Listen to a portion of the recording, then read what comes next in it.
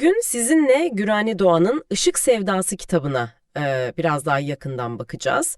Hayat, bilgi, sevgi, toplum bayağı geniş konulara değinen bir kitap. Şair de aşık geleneğinden geliyor, ilginç bir profil. Evet, evet. Türkiye ve Almanya arasında bir yaşamı var.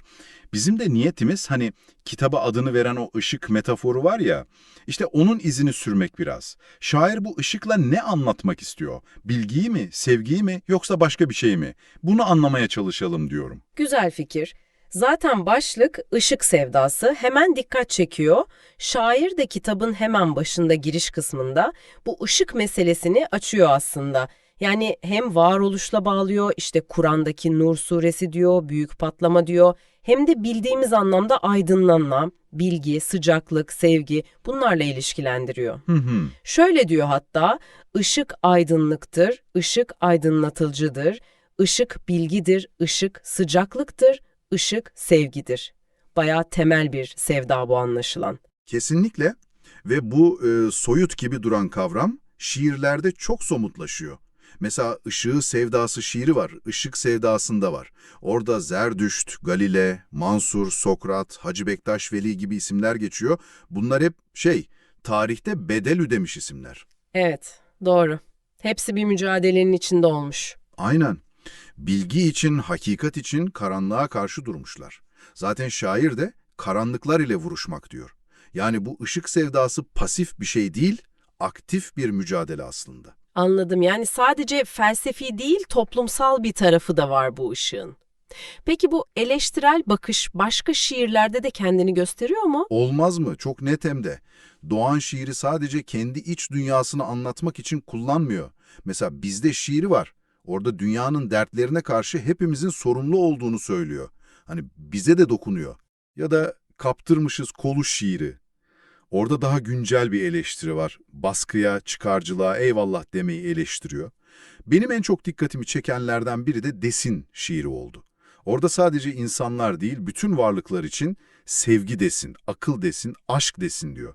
Bu çok daha kapsayıcı, evrensel bir çağrı gibi geldi bana. Vay canına, hem toplumsal eleştiri hem de böyle evrensel bir kucaklama.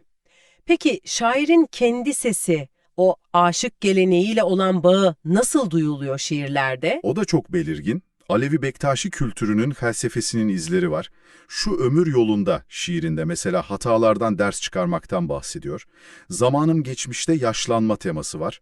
Bunlar daha kişisel ama asıl Değişmem şiirinde sazına olan tutkusu, alimler ceminde olan sohbete verdiği değer, bunlar onun aşık kimliğini ele veriyor. Evet, o kökler önemli tabii. Hı hı. Dayısı Mehmet Kamışlı ve aşık Yare Bülbül'den etkilendiğini de biliyoruz.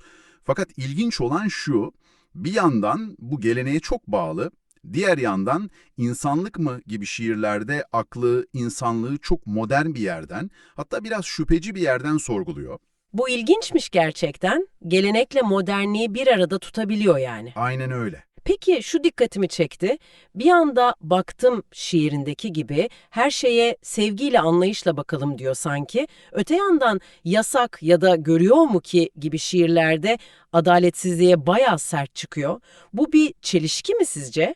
İlk anda öyle düşündürebilir belki ama bence değil. Hatta bu şiirin gücünü arttırıyor gibi.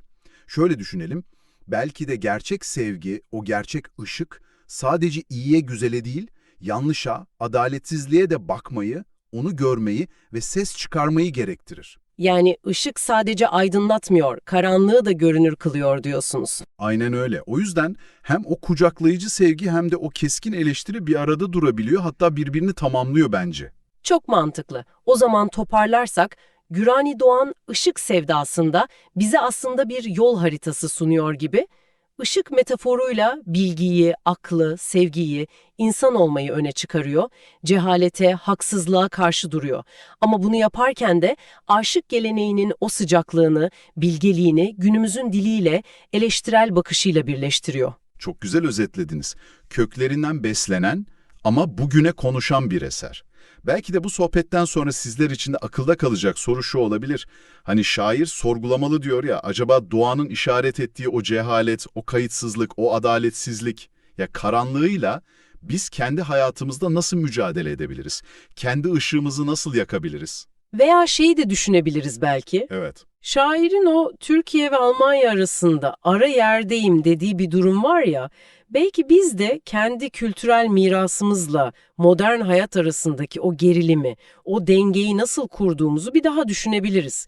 Bu miras bizim için ne ifade ediyor bugün? Kesinlikle. Üzerine düşünülecek çok şey bırakıyor şair bize.